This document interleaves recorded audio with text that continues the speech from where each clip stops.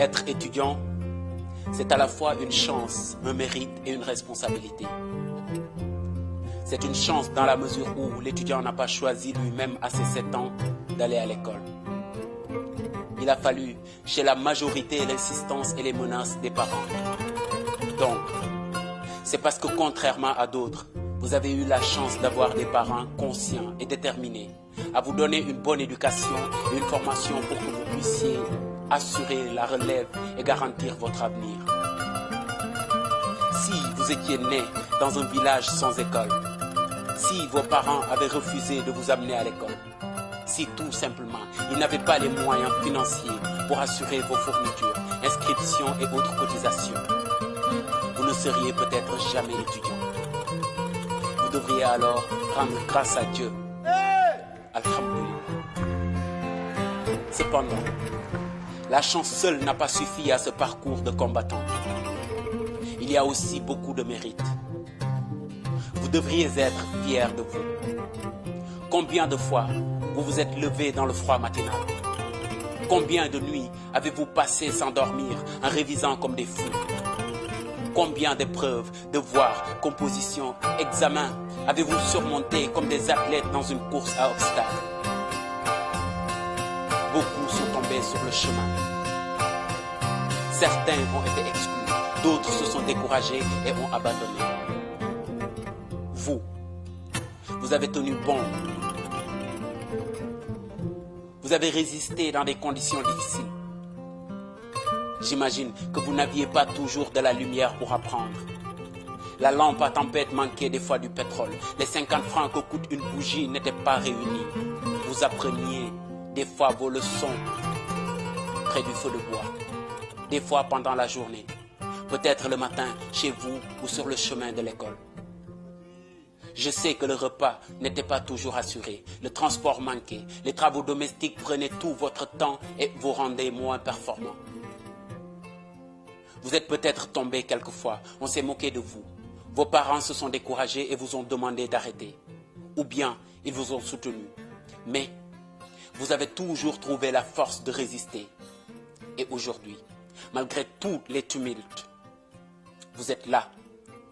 Vous êtes là par chance. Vous êtes là parce que vous avez du mérite. Mais vous êtes surtout là avec une très grande responsabilité. Une responsabilité vis-à-vis de votre famille, de votre localité, de votre nation, de votre continent et envers toute l'humanité. Vous avez reçu les faveurs de la nature qui attend que vous lui serviez en leader responsable. Mais, avez-vous vraiment mesuré cette responsabilité? Savez-vous tout ce que ça demande? Vous rappelez-vous du message du parrain de votre université, Cheikh Anta Diop, qui disait « Formez-vous, armez-vous de science jusqu'aux dents ». Et plus loin, il ajoutait « À connaissance égale, la vérité triomphe ». Oui, vous aurez besoin de science, de connaissances de façon générale. Car, même si vous êtes conscient de votre responsabilité, vous ne réaliserez vos objectifs que quand vous serez assez outillé et assez compétent. Sinon, vous passerez inaperçu. L'avenir de la nation repose sur vos épaules et suit votre esprit qui devra être viril et fertile.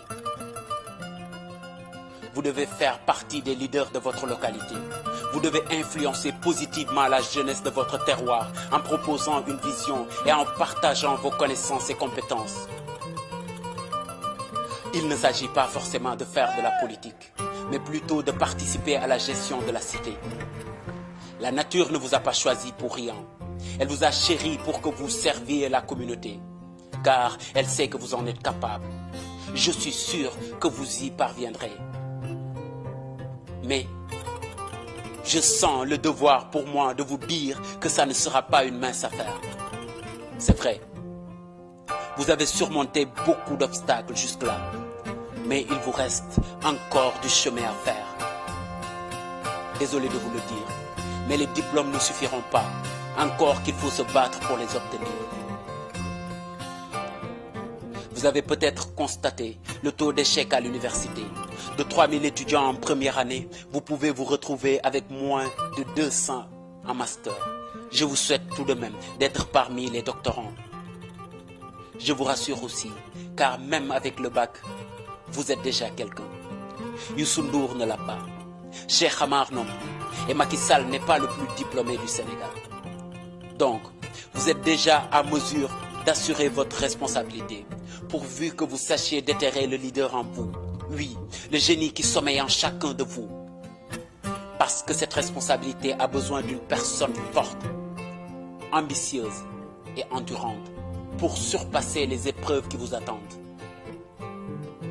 Vous allez devoir soutenir votre mémoire devant un jury, prendre la parole en public pour contribuer à la vie associative de votre amicale ou de votre futur lieu de travail. Ou encore passer des entretiens pour trouver un travail courtisé par plusieurs personnes qui ont le même diplôme que vous ou un diplôme supérieur au vôtre. Vous aurez besoin de parler du bon français, confectionner un bon CV, vendre votre profil aux recruteurs, défendre vos idées devant plusieurs personnes ou manager une équipe très complexe. Et vous devrez faire tout cela sans trembler comme un véritable leader. Il vous faudra du savoir-faire, mais aussi du savoir-vivre, du savoir-être, une bonne capacité à communiquer.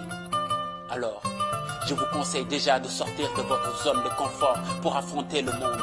Fini le complexe, fini la timidité, vous devrez vous épanouir. Vous devez traiter avec vos collègues et collaborateurs sans baisser l'échine, avec enthousiasme, respect et positivité. Mais pour cela, il faut que vous travailliez votre personnalité. Il faut que vous fassiez du développement personnel. Si vous attendez la fin de vos études pour commencer à travailler votre personnalité, vous perdrez beaucoup de temps et resterez toujours derrière. Et n'oublions pas que nous sommes engagés à ne pas céder face aux obstacles et aux échecs répétitifs. Ne pas décevoir les parents. Ne pas échouer face à notre rêve et notre ambition de devenir quelqu'un.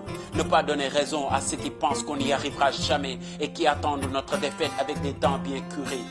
Ne pas décevoir la nation et le monde qui fondent de l'espoir sur nous et qui attendent que nous les transformions positivement.